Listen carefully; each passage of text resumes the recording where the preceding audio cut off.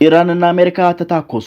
አረብ ሀገራት ሲነዱ አደሩ። በሆርሙዝ የባህር በር ላይ የታየው ያ ክፉ የሐሙስ ዕለት ቁጣ እሳት የመካከለኛው ምስራቅን ሰማይ በደም ቀለም ከጫረው ሰዓት ጀምሮ የአሜሪካና የኢራን የጦርነት ነጋሪት በብርቱ ድምጽ ማስተጋባት ጀምሯል። በዚያች እጣ ፈንታ ዕለት በስትራቴጂካዊቷ የሆርሙዝ ወሽመጥ ላይ የነበረችውን ግዙፍ መርከብ የኢራን ሚሳኤሎች መጥተው ሙሉ በሙሉ ወደ አመድነትና ፍምነት ሲቀይሯት የሀያሉ አሜሪካ ቁጣ ከመቀጽበት ገንፍሏል። ይህንን ተከትሎ ዋሽንግተን በወሰደችው እጅግ አስገራሚና አስፈሪ ያጸፋ ጥቃት የቴህራን ቁጥጥር ስር ያሉ የባህር ላይ ደሴቶችና የክሩዝ ሚሳኤልና የቦምብ ናዳ ስታጋይባቸው አድራለች። ደሴቶቹም ሌሊቱን ሙሉ እንደ ግዙፍ ችቦ እንደ ገሃነም እሳት ሲነዱ አድረዋል። ነገር ግን የቴህራን ምላሽ የቁጣ ማዕበል ሆኖ ለመለወጥ ጊዜ አልወሰደበትም። ኢራን የደሴቶቿ መጋየት በተመለከተች በሰዓታት ውስጥ በአረብ ሀገራት ምድር ላይ ተበታትነው የሚገኙትን የአሜሪካን የጦር ሰፈሮች፣ ስልታዊ ማዕከላት በከባድ ሚሳኤሎችና ሰው አልባ ድሮኖች ስታወድማቸው ስታጋያቸው አድራለች።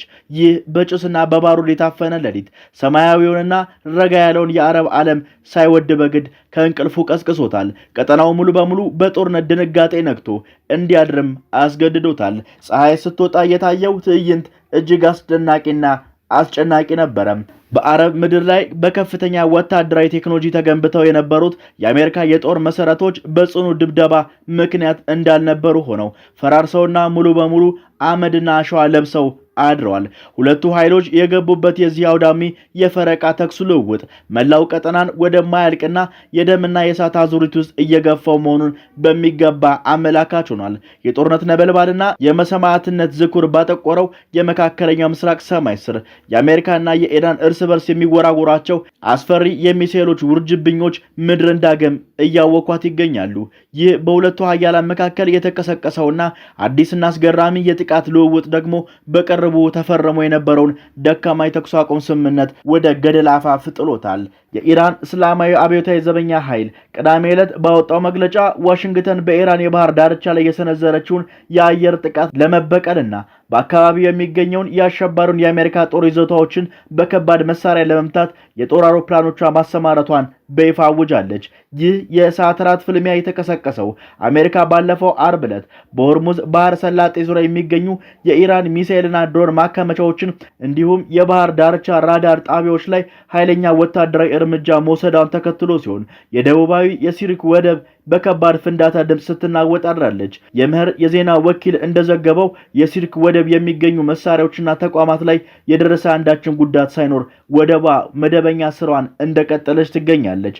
አሜሪካ ይህን የወሰደችው እርምጃ ሐሙስ ዕለት በስትራቴጂካዊቷ የውሃ መስመር ላይ በሲንጋፖር የተመዘገበችውና እጅግ ውድ የሆነችው ኤቨር ላቭሊ የንግድ መርከብ በቀኝ በኩል ባልታወቀ ተወንጫፊ አካል ተመታ በቁጥጥር ክፍሏ ላይ ጉዳት ለደረሰባት ክስተት የተሰጠ ኃይለኛ ምላሽ ስትል ገልጸዋለች። ምንም እንኳን በዚህ ጥቃት በሰው ሕይወት ላይ የደረሰ መስዋዕትነትም ሆነ በአካባቢው የተከሰተ የጎላ ብክለት ጉዳት ባይኖርም ፕሬዝዳንት ዶናልድ ትራምፕ ግን ድርጊቱን የኢራን ሞኝነት የተሞላበት ስምምነት ጥሰት ሲሉ አውግዘውታል።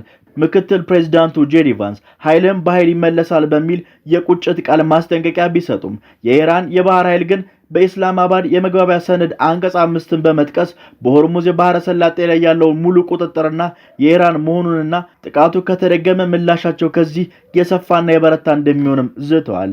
ይህ የባህረ ሰላጤው ላይ የተቀሰቀሰው አዲስ ጦርነት ማዕከል የካቲት 28 ቀን 2026 ዓመተ ምህረት የአሜሪካና የእስራኤል ጥምረት በሰነዘሩት መጠነ ሰፊ ጥቃት የኢራን እስላማዊ አብዮታዊ መሪ አያቶላህ አሊ ካሚኒ በርካታ ከፍተኛ ወታደራዊ አዛዦችና ቁጥራቸው የበዛ ንጹሃን ዜጎች ሰማዕታት በሆኑበት የደም ጠባሳ ጋር ተጣምሮ ቀውሱን ይበልጥ አሩኖታል። የውጭ ጉዳይ ሚኒስትሩ አባስ አራግቺ የሺዓ ሙስሊሞች ኢማም ሐሲን የካርባላ ሜዳ ሁሉንም ነገር መስዋዕት በማድረጋቸው የሰማዕታት መሪ አድርገው እንደሚዘክሩት ሁሉ የኢራን ሕዝብም የታላቁን አያቶላህ ሰማዕትነት በፍጹም የማይረሳውና የማይምረው መሆኑንም በቁጭት ገልጸዋል።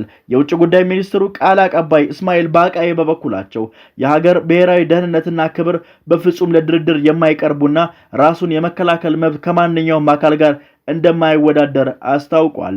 የደቡብ ጎረቤት ሀገራት ግዛታቸውን ለአሜሪካ ጥቃት ማስነሻነት አሳልፈው መስጠታቸውንና የእስራኤል የኒኩሌር ክምችት እያዩ ማለፋቸው በጽኑ አውግዘውታል።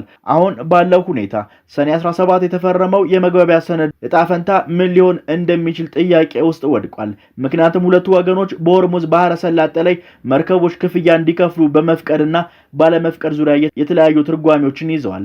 ምንም እንኳን በእስራኤልና በሊባኖስ መካከል የተፈረመው የሰላም ማዕቀፍና የነዳጅ ዋጋ መውረድ መጠነኛ ተስፋ የፈነጠቀ ቢሆንም የተባበሩት መንግስታት የኒኩሌር ተቆጣጣሪ መሪ ራፋኤል ግሮሪስ ግን የኢራን መንግስት የኒኩሌር መሳሪያ የመታጠቅ ፍላጎት እንደሌለው ቢገልጽም የተከማቸው 60 በመቶ የደረሰው 440 ኪሎ ግራም የዩራኒየም ክምችት በኤጀንሲው ቁጥጥር ስር የማውረድ ስራ በተግባር መደገፍ አለበትና ዘላቂ ሰላም የሚመጣው ጠንካራ የቁጥጥር ስራ ሲኖር ብቻ መሆኑን አስታውቋል።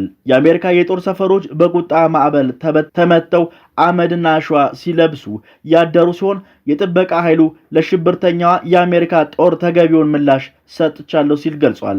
በድጋሚ ጥቃት ከመጣ ምላሻችን ከዚህ የከፋ ነው ሲሉም አስታውቋል። ጥበቃ ኃይሉ ለዚህ እርምጃው የእስላማባድ የመግባቢያ ስምምነት አንቀጽ 5ን በመጥቀስ በሆርሙዝ ወሽመጥ የትራፊክ ፍሰት በኢራን ቁጥጥር ስር መሆኑንና አሜሪካ ግዴታዋን ለመሸሽ ተንኮሳ እየፈጠረች መሆኑን ወንጅሏል። በዚህ መካሪ በሌለው ጦርነት አዙሪት ውስጥ የኢራን የውጭ ጉዳይ ሚኒስትር አባስ አራክቺ በሰጡት መግለጫ ኢራናውያን የካቲት 28 ቀን 2026 ዓ.ም በአሜሪካና በእስራኤል ወረራ የተገደሉትን አብዮታዊ መሪ አያቶላ ሰይድ አሊ ካሜኒን መስዋዕትነት መቼም እንደማይረሱትና ይህን ተግባር የፈጸሙ አካላትን እንደማይምሩ በቁጭት ገልጸዋል። መሪያቸው ከሺዓ ታላቅ ሰማዕት ኢማም ሁሴን ጋር በንጽጽርም አቅርበዋቸዋል። የኢራን የውጭ ጉዳይ ሚኒስትር ቃል አቀባይ እስማኤል ባቃይ በበኩላቸው የሀገሪቱ ደህንነትና ክብር ለድርድር የማይቀር በመሆኑ ገልጸው የፋርስ ባህረ ሰላጤ የአረብ ሀገራት ለምን የአሜሪካን ጥቃት እንደረዱና ግዛታቸው ለሚሳኤል ማስወንጨፊያ እንዳስረከቡ ጠይቀዋል። ይህ የጎረቤት ሀገራት ክህደት የእስራኤልና የኒኩሌር ክምችት እያዩ የኢራንን የመከላከል አቅም ማውገዝ ታሪካዊ ስህተት መሆኑን በምሬት ገልጸዋል። ምንም እንኳን የዓለም ነዳጅ ዋጋ በሆርሙዝ ትራፊክ ይመለሳል በሚል ተስፋ በከፍተኛ ሁኔታ ቢቀንስም ይህ አዲስ የተኩስ ልውውጥ ሰኔ 17 የተፈረመውን ደካማ የተኩስ አቁም ስምምነት አደጋ ላይ ጥሎታል። የአሜሪካው ምክትል ፕሬዚዳንት ጄዲ ቫንስ ኃይልን በኃይል ይመለሳል ሲሉ የዛቱ ሲሆን ሁለቱም ወገኖች ስምምነቱን በመጣስ እርስ በርስ ይወነጃጀላሉ። በሌላ በኩል እስራኤል ሊባኖስ በመደብደብ ብታናጋውም በአሜሪካ አጋዥ ቅዳሜ ዕለት በሁለቱም መካከል የሰላም ማዕቀፍ ተፈርሟል። በትይዩ የተባበሩት መንግስታት የኒኩሌር ተመልካቾች ድርጅት መሪ ራፋኤል ግሬስ በኢራን የኒኩሌር መርሃ ግብር አሁንም ዋናው የአለመግባባት ምንጭ መሆኑን ገልጸው ምንም እንኳን ኢራን የኒኩሌር ጦር መሳሪያ የመስራት ፍላጎት የለኝም ብትልም ጠንካራ የቁጥጥር ስርዓት መዘርጋት እንዳለባት በቅድመ ጦርነት የነበረው 440 ኪሎ ግራም የ60 በመቶ የበለጸገ ዩራኒየም በድርጅቱ ቁጥጥር ስር መቅለጥ እንዳለበት አሳስበዋል። አሁን ላይ የዓለም አይን በዚህ በባሩድ ጢስ በታወረው ቀጠና ላይ ያረፈ ሲሆን የሰላሙ ስምምነት ሙሉ በሙሉ መፈራረሱና ወደ ሰፊ ጦርነት መግባት አለመግባቱ በሰዓታት ውሳኔዎች ላይ ተንጠልጥሎ ይገኛል።